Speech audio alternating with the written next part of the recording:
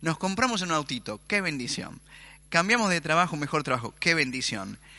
Estamos enfermos. O estoy en conflicto con mi familia.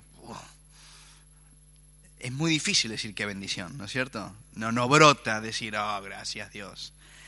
Mi abuela decía algo que yo pensé que era medio exagerado, pero no, aparentemente no, el doctor acá me corregirá.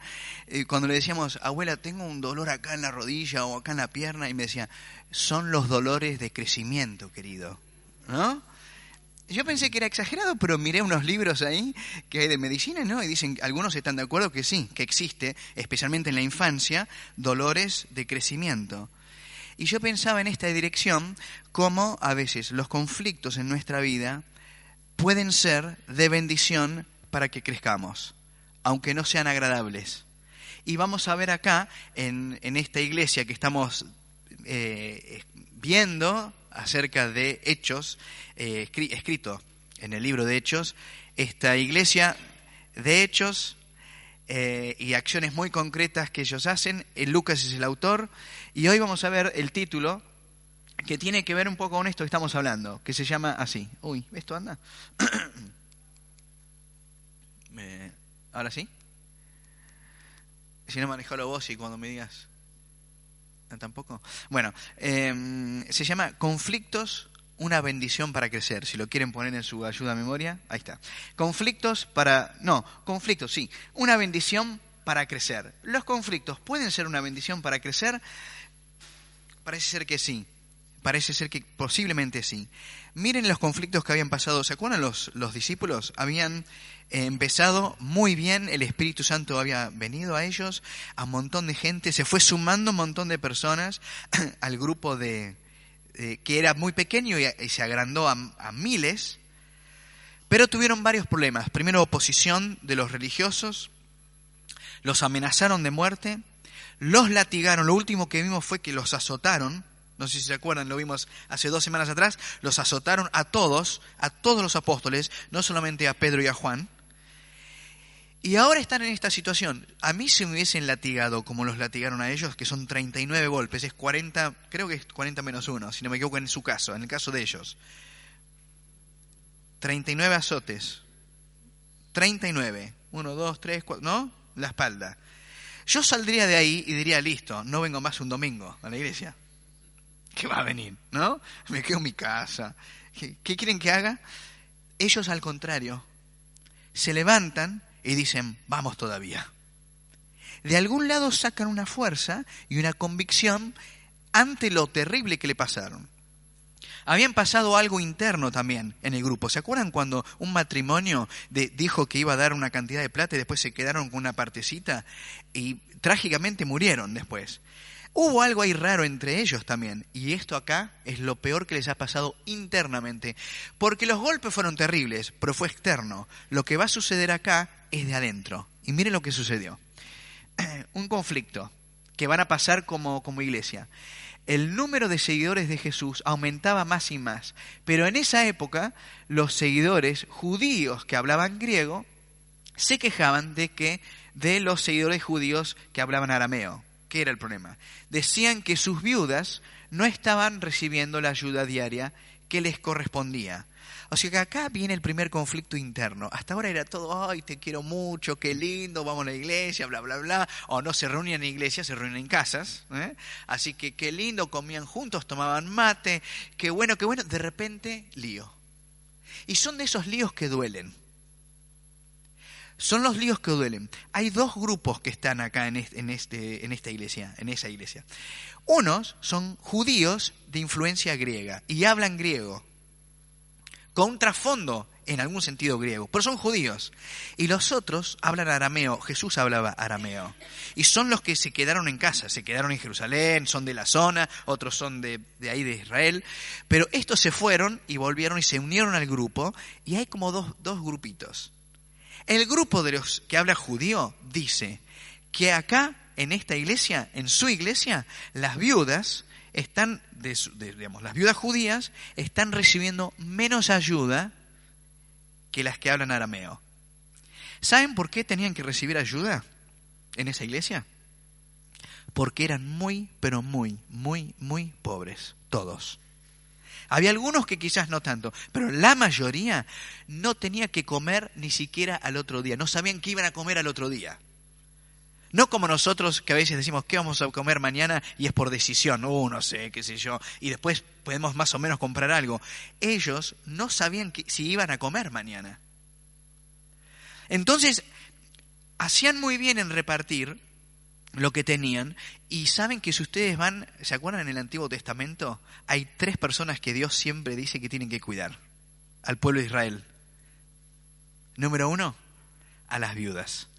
A las viudas que no tienen hijos, porque si tienen hijos, que los cuiden los hijos, dice la palabra de Dios. Pero si no tienen, que la comunidad, que el grupo, que los que adoran a Dios, cuiden de las viudas. Fue el plan de Dios para la jubilación. ¿Qué les parece? Mejor que PAMI, diría yo. Pero en serio, Dios pensó, a los más vulnerables. En primer, las viudas. Segundo, los huérfanos. Obviamente, los huérfanos, los chicos que no tienen nada y que no tienen padres y que no tienen a nadie, la iglesia o el grupo humano que adora a Dios, en la comunidad cristiana en este caso, cuiden también de los huérfanos. Y tercer grupo, los extranjeros, pero se refiere no a cualquier tipo de extranjero, sino especialmente a los refugiados. El que busca, el que llega a la comunidad en necesidad de, como estamos viendo ahí que sucede en Europa, ¿vieron? Que muchos dicen, no, que no entren. Dios siempre, y podemos recorrer la Biblia bien al Antiguo Testamento, y dice, protejan, cuiden a los más vulnerables. Eso es adorar a Dios. Adorar a Dios, además de las canciones, es cuiden de la gente más vulnerable en su sociedad. Y acá lo estaban intentando, pero se les chispoteó algo.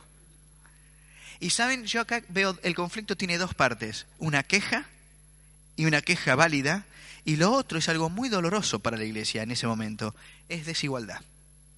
Acá hay una pequeña, suave, sutil, quizás ni siquiera queriendo, o sí, no lo sabemos, pero hay desigualdad. ¿Y saben qué les quiero preguntar? Y me quiero preguntar, cuando lo vi al texto, dije, esto me gustaría analizarlo con la iglesia. En nuestra iglesia, ¿puede ser que a veces sin querer queriendo nos pase esto? Y me refiero a esto. Cuando uno tiene su grupito armado y tiene su grupo de amigos, es como que ya está, ¿no es cierto? O sea, ¿para qué me voy a juntar con otros? Pero la iglesia no es eso. Vos podés tener tu grupo de amigos y está muy bien, y eso es lógico. Pero me pregunto esto, yo me preguntaba, ¿somos una iglesia que incluye, que abraza, que abre sus brazos a los que no tienen un espacio, no tienen tantos amigos, y algunos quizás hace mucho tiempo que vienen a la iglesia y todavía no han encontrado eso? Y debemos preguntarnos, ¿cómo somos como comunidad? Si somos una comunidad que incluye a todos. Y eso significa algo, esas cosas muy básicas, es no salgas siempre con los amigos de siempre. No salgas siempre con los amigos de siempre. Algún día vamos a abrir nuestras casas, nuestro tiempo, no sé, una charlita, un mate, algo, con alguien que no es el de siempre. Porque adentro de la misma comunidad puede pasar, y uno podría venir años. Y creo que tiene que ver de las 2 partes, el que está en la iglesia, de acercarse, de estar, pero también la iglesia. Nosotros. Y acá creo que tenemos que a veces pensar. A mí me gustaría corregir esto en mi propia vida. Creo que es digno de pensarlo por lo menos. Sigo. ¿Cómo le encontraron? ¿Qué resolución encontraron a semejante situación? Miren lo que hicieron. Los 12 apóstoles llamaron a todo el grupo de seguidores y les dijeron: no es correcto que nosotros descuidemos la enseñanza de la palabra de Dios por estar administrando la ayuda diaria, dicen ellos. Entonces, hermanos, elijan de entre ustedes a 7 hombres de toda su confianza. Ellos deben tener mucha sabiduría y estar llenos del Espíritu Santo. Nosotros les encargaremos ese trabajo. Así podremos dedicar nuestro tiempo a orar y a enseñar la palabra de Dios. Acá hay unas opiniones diferentes de algunos que han escrito sobre este tema y han estudiado el tema. Dicen, ¿por qué no se dedicaron ellos en vez de decir, nosotros vamos a ocuparnos? Y por ahí tienen razón. Bueno, en este contexto ellos lo resolvieron así. Dijeron, nosotros vamos a seguir predicando la palabra, enseñando la palabra. Me parece muy interesante cómo ponen, vamos a enseñar la palabra de Dios y la oración en el mismo nivel. Muy interesante. Pero lo que me gustó mucho, vamos a no criticarlos en esta mañana, a los apóstoles, dicen, miren, vamos a resolverlo de otra manera. Y a mí me gustó que hicieron dos cosas frente al conflicto que quiero presentarles esta mañana. Y es esto. Lo primero es enfrentar el conflicto. La mayoría de nosotros, cuando tiene un conflicto en la iglesia, en su familia o en la vida, tenemos la tentación de evitarlo, de hacer de cuenta que no existe, ¿no? Como de hacer, no está. Cuanto más uno evita un conflicto en ese sentido y no lo enfrenta, obviamente no lo resuelve. Y al no resolverlo, es peor. Y no tiene solución. Ni siquiera un intento de, bueno, por lo menos pongamos algunas bases para algo. Ellos lo enfrentan, dicen, bueno, vamos, pero me gusta mucho lo que hicieron en segundo lugar. ¿Qué fue esto? Resolverlo comunitariamente. No dijeron, bueno, nos vamos a aislar nosotros dos y vamos a ver cómo lo resolvemos. Llaman a todos, no sé cuántos eran esos todos, y dicen, che, ¿qué hacemos con esto? ¿Qué hacemos con esto? Entonces le dice, ustedes elijan a personas que les parezca y después vemos cómo salimos adelante. Y a mí me encanta que lo hayan resuelto de esta manera y hayan buscado la forma comunitaria de resolver un conflicto. Y te digo esto, todo problema que uno tenga dentro de la iglesia y en su propia vida personal, no hay nada mejor que encontrar, aunque sea un par de personas, y a veces son amigos, para ayudar. Para buscar consejo, para darme una mano, para qué te parece, para darle el punto de vista, o nada más y nada menos que orar. A veces no se puede hacer más nada que orar y como si eso fuera poco. Y saben, me parece que a mí en este tiempo valoro cada vez más las personas que me dicen, muchas veces, seguramente te ha pasado, que te pasa algo y alguien dice, me acordé de vos esta semana y oré.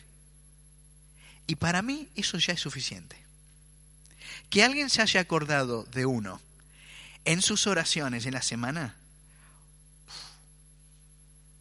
Porque hay situaciones de la vida que no tienen solución inmediata. Algunos no tienen solución. Pero lo que tienen es la caricia de un hermano o de una hermana que dicen, pero estamos orando por vos. Y esa oración sostiene el alma del ser humano. Y de cualquier persona que está pasando por una dificultad. Ellos lo resolvieron comunitariamente. Y miren qué bendición lo que pasó. A todo el grupo le gustó la idea. Entonces eligieron a estos 7 hombres. Esteban, hombre de mucha fe y lleno del Espíritu Santo, que vamos a ver el próximo fin de semana lo que le pasó. Felipe, Prócoro, Nicanor, Timón, Parmenas y Nicolás, uno de Antioquía, que se había hecho judío. Saben que Esteban, vamos a ver cómo él inicia algo que es tremendo de una manera trágica. Pero Felipe también fue muy importante. Y si ustedes miran los nombres, casi todos esos nombres, algunos dicen que todos, vienen de influencia griega. Entonces lo que dijeron fue, ellos lo resolvieron así, dijeron, bueno, vamos a hacer una cosa, vamos a traer a los griegos acá y que ellos nos ayuden a resolver este tema. Uno diría en su idealismo, sí, pero estaría bueno que los de arameo también se unan. Sí, miren, qué sé yo, lo resolvieron así. Y fue de bendición, porque miren lo que pasó. Ellos les presentaron los 7 hombres a los apóstoles, quienes oraron por los recién elegidos y les impusieron las manos. O sea que no se lo tomaron así nomás. Y esto fue lo que sucedió después. La palabra de Dios se difundía más y más. El grupo de seguidores en Jerusalén crecía muchísimo y hasta un gran número, de sacerdotes obedeció el mensaje de fe. Y para mí lo que sucedió fue esto. Cuando estos 7 se involucraron y empezaron a continuar predicando la palabra, pero también mejoraron este conflicto y superaron el conflicto, o le dieron solución al conflicto, toda la ciudad recibió la bendición. Hubo 2 cosas acá que fueron una bendición. Descubrir personas diferentes que pueden ayudar. descubrieron a otros. Los 12 no son los más importantes. El pastor de una iglesia no es el más importante. Eso es muy importante, tenerlo, acordarse. No es el más importante. Y ¿saben? Es gracias a estos 7, especialmente 2 de estos 7, que después el mensaje se extendió. Porque fue este Felipe que se encontró, ¿se acuerdan? Con el eunuco después, fue este Felipe. Y fue Esteban que después dio la vida. Y muchos, la iglesia es más grande que el pastor, la iglesia es más grande que los apóstoles, los 12, la iglesia es mucho más grande que eso. Se extendió y por eso creció. Ser de bendición a la comunidad y a la ciudad fue la bendición que ellos recibieron. Hay un hermano acá en la iglesia, a mí me gusta escuchar cuando oran, diferentes hermanos, aprendo. Y saben que hay un hermano acá que ora así, y cierra sus oraciones casi siempre de la misma manera, y me encanta. Dice, Señor, bendecinos para que nosotros seamos de bendición. Y me encanta ese final.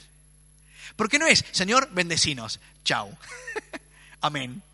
Es, Señor, bendecinos para que seamos bendición. Siempre cuando Dios bendijo a alguien en la Biblia fue para que sean de bendición. Abraham, te voy a bendecir. ¿Para qué? Para que seas de bendición. Moisés, te voy a bendecir. ¿Para qué? Para que seas de bendición. Nosotros hoy los quiero bendecir. ¿Para qué? Para que ustedes sean de bendición. Y acá en el conflicto y haberlo resuelto, logró algo impecable, hermoso que vemos, que es que ellos fueron de bendición a la comunidad, pero también a toda la ciudad. Y yo les digo, nosotros como iglesia, de todas las bendiciones que hemos recibido, inclusive las desagradables, pero que han sido de bendición igual, ¿somos de bendición a otros? Cuando han pasado por dificultades, Dios le dará su consuelo para que después vayas y consueles al otro.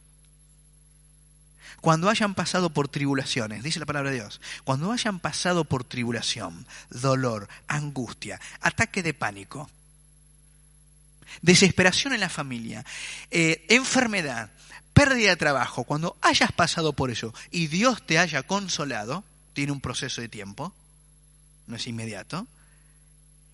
Luego con ese consuelo vayan y consuelen a otros. Miren qué mirada preciosa de la palabra de Dios. Consulté con unos amigos qué les parecía este texto y les voy a decir lo que me dijeron.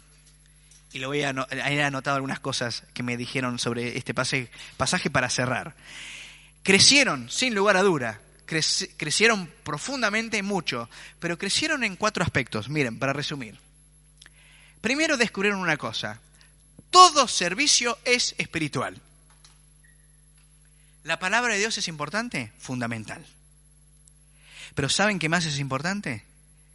La ayuda a los más vulnerables. Entonces ellos lo que dijeron era, nosotros creemos en la palabra de Dios y esto va en nosotros, en nuestra vida, a donde vayamos. No es que el que predica es más importante que el otro, como dije recién. Y acá quiero decirte esto. Cuando te levantás los lunes a la mañana y tenés que enfrentar la vida, seas jubilado o no, tengas trabajo o lo que sea, vayas a estudiar, ¿cómo te levantás? Decís, ¡viva! ¡Es lunes! Casi no conozco a nadie que diga, ¡viva! Es lunes. Pero ¿qué pasaría si uno dijera, vamos todavía, es lunes, otra oportunidad para servir a Dios en este mundo? ¿Por qué? Porque lo que acá he leído, ahora lo puedo aplicar a mi vida en el trabajo, con mis compañeros, en esta lucha de la vida. Ahora voy a ser de bendición. Capaz que voy a tener un día horrible donde el jefe me va a decir de todo, donde capaz que no hago la plata que quiero, pero eso no es lo más importante. Lo más importante es que mi servicio, tanto la que hago en la iglesia como la que hago afuera, es exactamente lo mismo, porque todo es espiritual, o no, o es, no, solamente cuando venimos a la iglesia es espiritual, lo otro no sé qué es. Si el Espíritu está en nosotros, todo lo que hagamos, y hay un pasaje hermoso en la Biblia, lo conocen, cuando dice, todo lo que hagan, háganlo como si lo hicieran para el Señor. O sea, Mi jefe y tu jefe es Dios. Y te dice de lunes a domingo, andá y servime en mi reino. ¿Cómo cambia la cabeza? ¿Cómo cambian las ganas? Bueno, un poquitito mejor es. Y está bien las vacaciones. Y está bien el descanso. Pero ¿cómo cambia mi cabeza cuando pienso, Señor, vos me querés en este barrio para algo? ¿Vos me querés en este edificio para algo? ¿Vos me querés acá manejando este taxi para algo? ¿Vos me querés en este hospital para algo? ¿En este colegio para algo? ¿En esta calle para algo? Señor, en este colegio. Señor, donde estemos, ¿me querés para algo?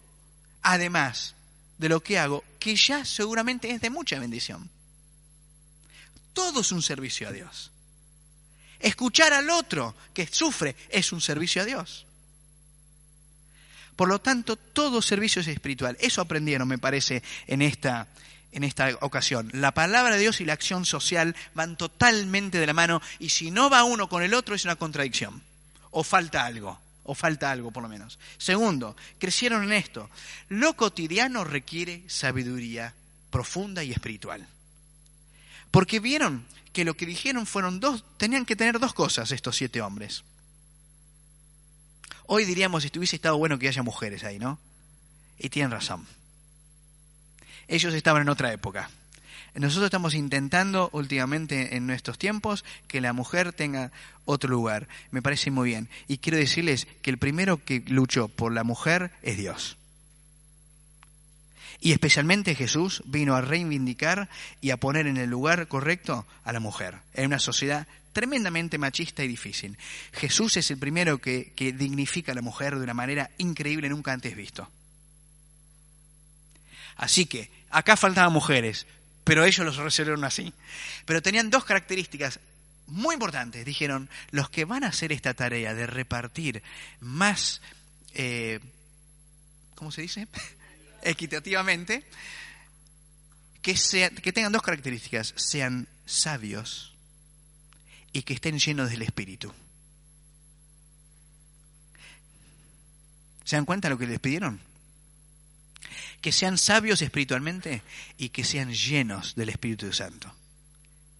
Pero es lo cotidiano, es repartir un poco de comida, hay un poco de ropa, tampoco es tanto misterio. Que sean sabios y estén llenos del Espíritu Santo. Y saben, para mí es muy importante, porque uno hubiera dicho, no, bueno, si van a hacer una gran misión, enviados de misioneros a la India, sí, bueno, pero esto es repartir. No, Señor. Que nadie piense que lo cotidiano no requiera sabiduría y estar llenos del Espíritu Santo. Preparar una comida. Yo me acuerdo, una hermana. Bueno, tiene que ver con lo siguiente, así que ahora lo voy a contar. Lo cotidiano requiere sabiduría y requiere lo tercero. El Espíritu Santo, el Espíritu da los dones y la comunidad los reconocen. El Espíritu da los dones y la comunidad dice, sí. Y ahora les digo, me acuerdo de una hermana hace mucho tiempo en otra iglesia donde yo iba, en una ciudad chiquita, que dijo, creo que tengo el don para cantar. Y los hermanos dijeron, bueno, dale, empecé a cantar, qué sé yo. Y empezó a cantar y le dijeron, ¿vieron cuando es muy cruel esto, pero vieron cuando hacen así? Me parece que no. Pero esta hermana cocinaba muy bien. Y siempre invitaba gente a su casa, con su familia. Era una casa muy humilde, nunca me voy a olvidar. El piso era de tierra. No estoy exagerando. Las paredes no tenían pintura. Todo el grupo de jóvenes, cuando terminaron la iglesia, querían ir a la casa de doña Elsa. Porque ella, cuando abría su casa, te querías quedar. Y había otras casas mucho mejores. Pero no sé qué tenía la casa de doña Elsa. Era un lugar donde cocinaba con una alegría. Y cantaba mientras cocinaba y desafinaba. Y no nos importaba. Porque abría su casa y era hermoso estar ahí. Y los jóvenes se iban después, tarde, habiendo estado con la familia de Elsa y los amigos y demás. ¿Qué tenía Elsa? Tenía un don. Tenía el don para cocinar y abrir su casa. el don de la hospitalidad. Y cada uno de nosotros tenemos dones que Dios nos ha dado. Y es hermoso cuando los demás dicen, qué bien, cuando vos haces eso, qué bendición. Qué bendición cuando haces eso. Y yo creo que Dios no quiere que nos perdamos lo hermoso de tener estos dones, que ninguno es mejor que el otro, ni más importante que el otro.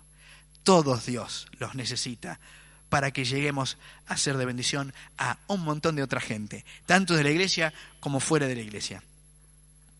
¿Qué don te dio Dios que vos decís, lo tendré que usar?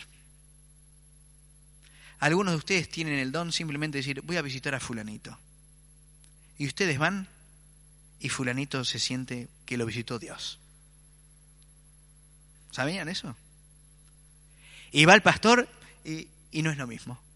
Y está bien que vaya el pastor, ¿eh? Está muy bien. Pero algunos de ustedes tienen ese don que van me pasó hace poco y una persona me dijo, vos sabés que está bueno que me hayas venido a ver, pero vinieron los hermanos y para mí ya está. Y yo me pedía perdón. Me decía, perdóname que me siento así. Le digo, no, me alegro profundamente que te hayan visitado otros y que vos te hayas sentido tan bien. Fue el Señor que te visitó a través de los hermanos. Y tiene el don y el llamado y fueron... Y a veces es simplemente hacerlo, servir al otro. Así. Y lo último, vivir la palabra de Dios es lo mismo y tiene mucho que ver y es igual que cuidar a los más vulnerables. Cuidar a cualquier persona, pero vuelvo a decir, la palabra de Dios y la protección y el cuidado del otro van de la mano. Si vos lo querés romper a eso, y si no va de la mano, y si es una cosa o la otra, le falta una pata. Y no hemos entendido el mensaje en su globalidad, en lo integral. ¿Cómo vas a decir que amás a Dios cuando a tu hermano no lo querés?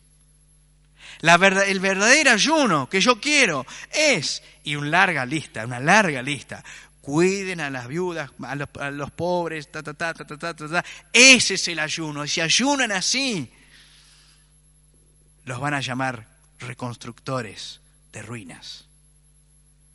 Isaías dice eso. 58, muy bien.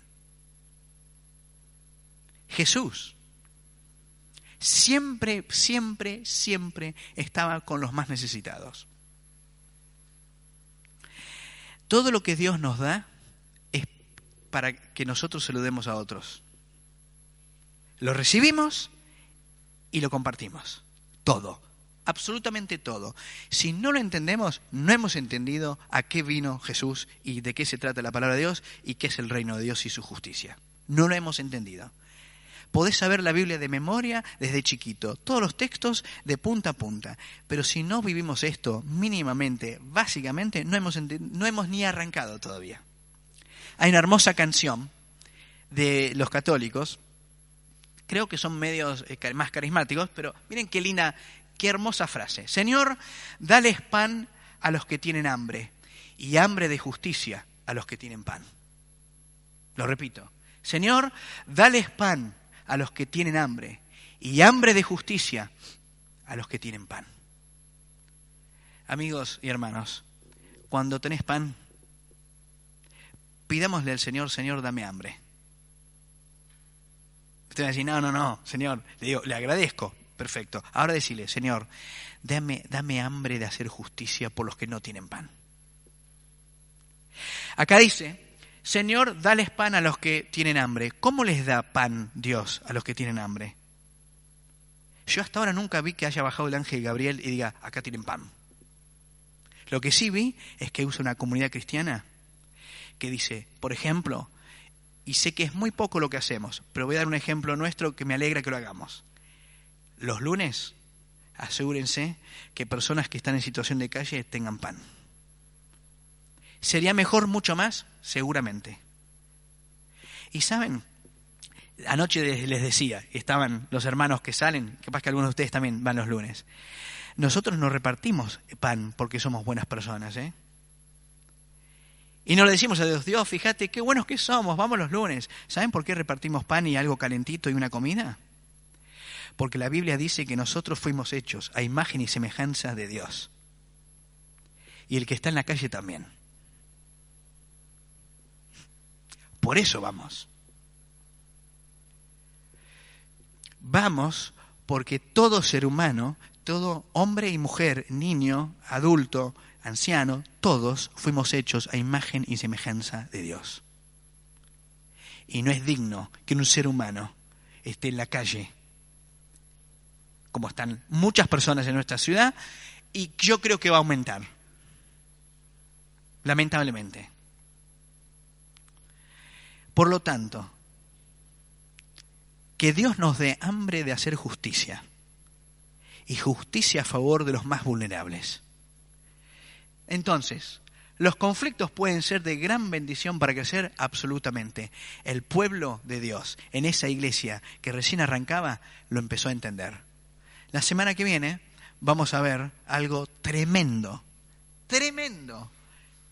pero tremendo, que sucedió. No sé si les va a gustar, pero puede ser que nos puede llegar a inspirar mucho. Vamos a orar.